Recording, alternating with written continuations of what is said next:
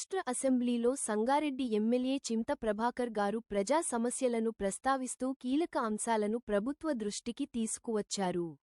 మియాపూర్ నుంచి ఇస్నాపూర్ వరకు మెట్రో రైలును పొడిగిస్తామని ముఖ్యమంత్రి గతంలో చేసిన ప్రకటనను గుర్తుచేస్తూ, పెరుగుతున్న జనాభా అవసరాలను దృష్టిలో ఉంచుకొని సంగారెడ్డి జిల్లా కేంద్రం వరకు మెట్రో సేవలను విస్తరించాలని ప్రభుత్వాన్ని కోరారు.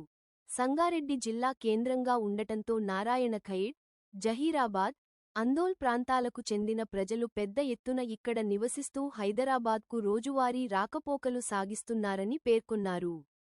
సరైన రవాణా సౌకర్యాలు లేకపోవడంతో వారు తీవ్ర ఇబ్బందులు పడుతున్నారని తెలిపారు. ఈ నేపథ్యంలో మెట్రో రైలు విస్తరణ చేపడితే ప్రజలకు ఎంతో ప్రయోజనం కలుగుతుందని అన్నారు. అదేవిధంగా మదీనాగూడ నుంచి సంగారెడ్డి చౌరస్తా వరకు జరుగుతున్న రహదారి పనులు నత్తనడకన సాగుతున్నాయని అసెంబ్లీలో ప్రస్తావించారు. 2026 నాటికి పూర్తి కావాల్సిన ఈ ప్రాజెక్ట్ ఆలస్యమవుతుండటంతో ప్రయాణికులు ట్రాఫిక్ సమస్యలతో ఇబ్బందులు పడుతున్నారని ఆవేదన వ్యక్తం చేశారు. వెంటనే పనులను పూర్తి చేసి ప్రజలకు ఉపశమనం కల్పించాలని ప్రభుత్వాన్ని కోరారు. శ్రీ చింతా ప్రభాకర్ గారు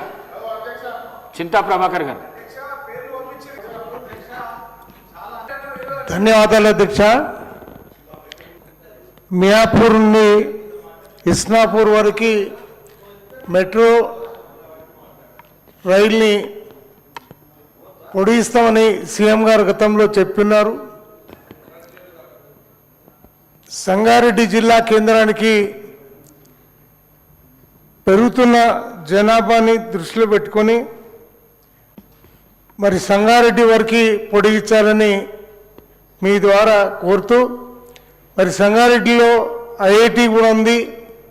మరి సంగారెడ్డిలో నారాయణఖేడ్, జహీరాబాద్, అందోల్ మరి ప్రజలంతా అక్కడ నివాసం ఉండి హైదరాబాద్కి రావటానికి మరి చాలా ఇబ్బందులు పడుతూ ఉన్నారు. కాబట్టి అది సత్వరంగా మీ ద్వారా మరి ప్రభుత్వానికి విన్నవించుకుంటా ఉన్నా.